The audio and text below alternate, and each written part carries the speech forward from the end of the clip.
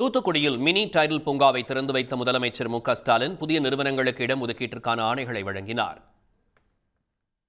கள ஆய்வு மேற்கொள்வதற்காக தூத்துக்குடி சென்ற முதலமைச்சர் மு.க.ஸ்டாலின் மீளவிட்டான் பகுதியில் 32,50,00,000 ரூபாய் செலவில் கட்டப்பட்டுள்ள மினி டைடல் பூங்காவை திறந்து வைத்தார்.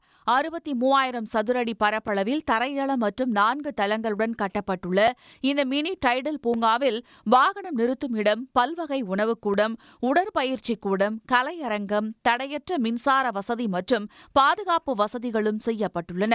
இங்கு செயல்படவுள்ள புதிய நிறுவனங்களுக்கு இடம் ஒதுக்கீட்டிற்கான ஒப்பந்த ஆணைகளை வழங்கிய முதலமைச்சர் மு.க.ஸ்டாலின் மினி டைடல் பூங்காவில் உள்ள வசதிகள் குறித்து அதிகாரிகளிடம் கேட்டறிந்தார்.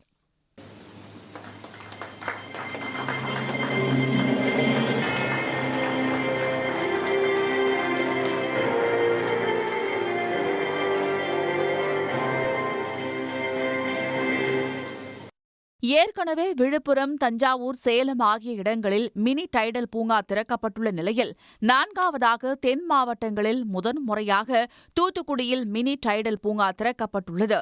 இதன் மூலம் தூத்துக்குடி மாவட்டத்தில் ஆயிரக்கணக்கான இளைஞர்களுக்கு வேலைவாய்ப்பு கிடைக்கும் என்று தொழில்துறை அமைச்சர் டி.ஆர்.பி. ராஜா தெரிவித்துள்ளார்.